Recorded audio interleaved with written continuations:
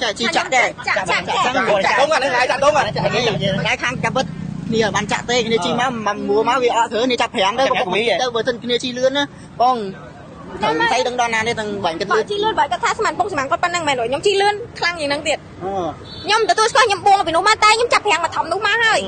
buôngแต่ធ្វើការល្បាតភូមិសាស្ត្រអ្វីដែលគាត់លើកឡើងបញ្ជាក់ប្រាប់អ្នកសារព័ត៌មានបងប្អូនគឺថាលេងកបាល់មួយដក97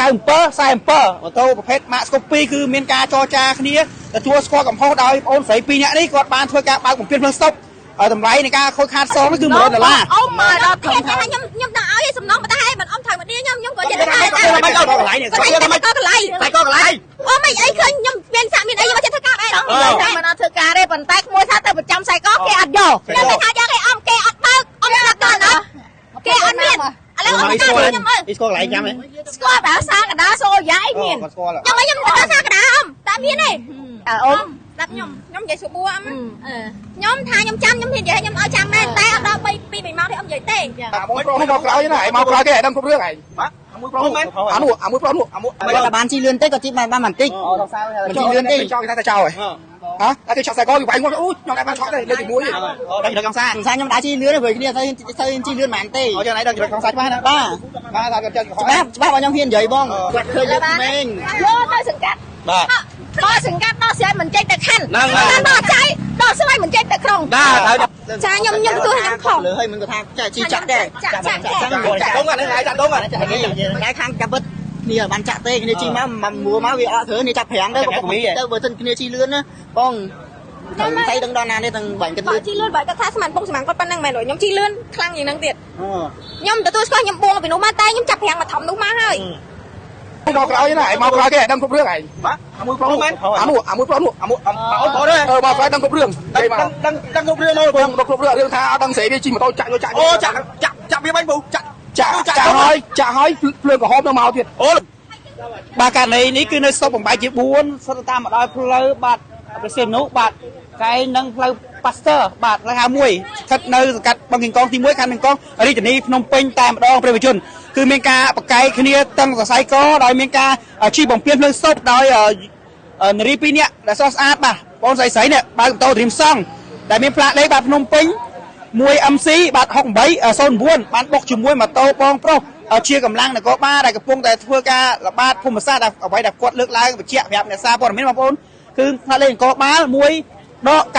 47ម៉ូតូប្រភេទ Max Copy គឺមានការចរចាគ្នាទទួលស្គាល់កំហុសដោយបងអូនស្រី2នាក់នេះគាត់បានធ្វើការបើកបំពេញផ្លូវស្តុបតម្លៃនៃការខូចខាតសងគឺ$100ក៏ប៉ុន្តែគាត់មានលុយទេគាត់បានធ្វើការសុំបងប្រុសទៅដាក់ទូរស័ព្ទនិងខ្សែកសិនតែរកកន្លែងប្រចាំអត់មានក៏គាត់មកវិញក៏មានការខឹងសម្បាប៉ះពាក្យសម្ដីគ្នាបកកាយគ្នាមកប្រើតែម្ដងដោយសារគាត់អត់មានលុយជាប់ខ្លួនទេព្រះជនបងអូនស្រី2នាក់ដែលធ្វើការជិះម៉ូតូយប់លុបបាទតាមអ្វីដែលបងបញ្ជាក់នោះគឺ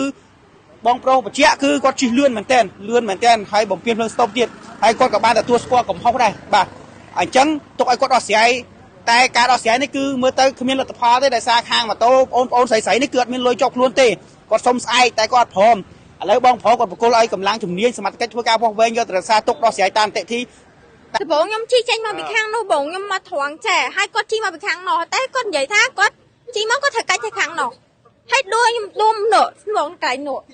បុកមួយគូសមត្ថកិច្ចហ្នឹងហ៎ចាបងចាឥឡូវដោះស្រាយយ៉ាងម៉េចហ៎ដោះស្រាយអត់កែបងព្រួយគាត់ខ្ញុំបុកត្រូវពងស៊ីម៉ាំងឯងប៉ុន្តែគាត់ថាខ្ញុំបុកត្រូវជើងគាត់ទាម100ហើយគាត់ចុះឲ្យទីគេខាងខ្ញុំក៏ត្រូវខាងខ្ញុំក៏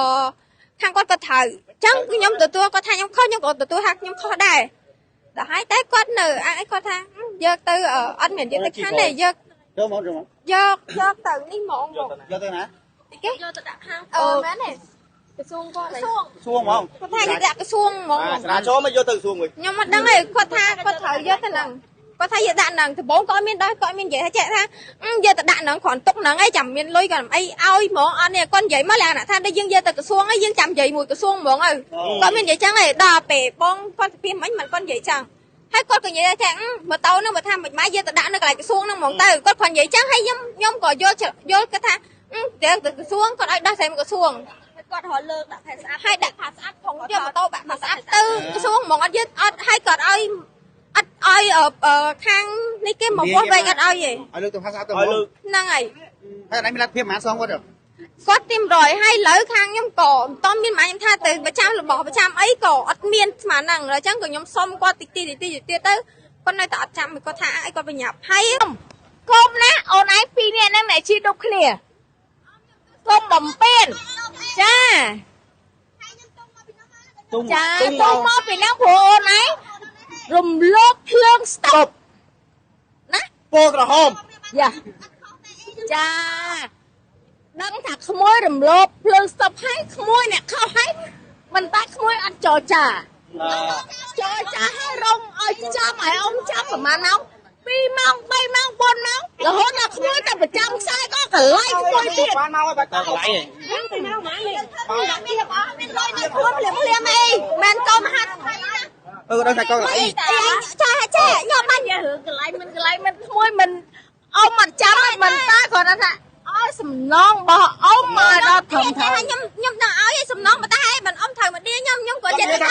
មិនក៏កន្លែងនេះតែក៏កន្លែង ក៏កន្លែង តែក៏កន្លែង អ៊ំអីឃើញខ្ញុំមានសាក់មានអីមកចិត្តធ្វើការបែរដល់មិនអត់ធ្វើការទេប៉ុន្តែក្មួយថាទៅប្រចាំខ្សែកគេអត់យកគេថាយកឯអ៊ំគេអត់បើកអត់ដាក់ដល់ណា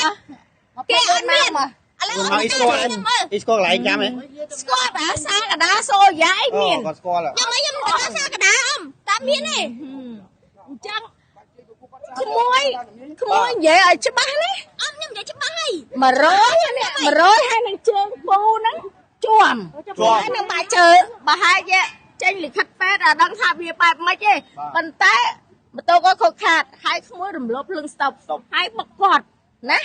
ប៉ុន្តែជួមបើគាត់សំណងត្រឹមតែ100ឯក្មួយរងចាំឲ្យអ៊ំ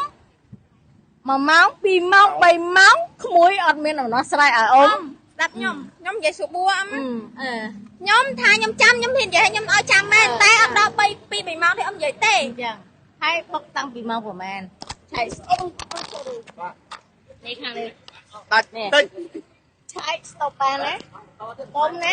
មិនមែនជាយកបយូដូចក្មួយណានេះអត់មានទេសាច់សខ្ចីដូចក្មួយយកបយូអីទេអត់ទេខ្ញុំអត់មានយកបយូមានអីអ៊ំខ្ញុំបុកខ្ញុំត្រូវសាច់ត្រូវអីខ្ញុំស្រែដឹងដល់ស្រែបើដល់ស្រែមិនចេញយកទៅសង្កាត់ បាទ អូយយើងមានភូមិសង្កាត់សម្រាប់ដោះស្រាយយល់ទេអត់ថាយកទៅក្រសួងមុនហ្នឹងព្រោះអីក្មួយអត់ស្ដាប់គ្នាអត់ស្ដាប់គ្នាអត់មកហើយឥឡូវក្មួយអត់មានលើកក្មួយប្រុសអត់មាននៅក្នុងហេតុការណ៍ហ្នឹងទេនិយាយមកខ្ញុំឥឡូវបើថាឥឡូវដល់ស្រែមិនចេញយកទៅឃុំ ខ្ញុំក៏និយាយគាត់លោតសួរគាត់ចេញមកស្លុតយកបង ឥឡូវបានគាត់ឃើញយើងក្មេង យកទៅសង្កាត់ បាទ ដល់សង្កាត់ដល់ស្រែមិនចេញទៅខណ្ឌ ហ្នឹង ដល់ចៃដល់ស្រែមិនចេញទៅក្រុង បាទហើយអ្នកវិញត្រូវ ទៅសង្កាត់ទាំងពីរម៉ូតូ តែខុសគ្នា30រៀលទេក្នុង80ឥឡូវមាន50 អត់ទេសុំ100ហើយគាត់សុំ8 แล้ว8ឯងយក អត់ឃើញដែរអត់ឃើញលុយនឹងដែរគាត់រងឲ្យខ្ញុំរងចាំ1ម៉ោងទៅ2ម៉ោងទៅ3ម៉ោងគាត់សុំទៅដាក់ខ្សែក បាទ ណាឥឡូវមិនបាច់ទេយកទៅសង្កាត់ទេអត់សង្កាត់ទេរឿងក្មេងទូទៅនេះណាខ្ញុំនៅស្មានទៅនិយាយទូទៅនេះឆ្លើយថារងចាំណាអត់យកពេលរងចាំប្រហែលម៉ោងអត់យកឯងកុំឲ្យវាផ្អើទេទៅអ្នកចាំឲ្យផ្អើឥឡូវយកទៅសង្កាត់ទៅអើសង្កាត់ដល់ស្អីសូមតែប៉ុណ្្នឹងឯងយកលេខទៅចាសូមប៉ុណ្្នឹង បាទឥឡូវត្រូវយកទៅហើយគឺអត់ចរចាត្រូវទេបាទសមត្ថកិច្ចចរាចរណ៍បានធ្វើការវាស់វែងយកទៅដើម្បីធ្វើការដោះស្រាយនៅពេលក្រោយទៀតដោយសារភាគីទាំងសងខាងចរចាគ្នាអត់ត្រូវបាទចរចាគ្នាអត់ត្រូវរយៈពេលជាង3ម៉ោងបាទការតវ៉ានិងការជជែកនេះ3ម៉ោងបាទសមត្ថកិច្ចមកជាលើកទី1ជាលើកទី2គឺសម្រាប់ចិត្តទាំងសងខាងគឺធ្វើការវាស់វែងយកទៅដោះស្រាយតាមពេលក្រោយ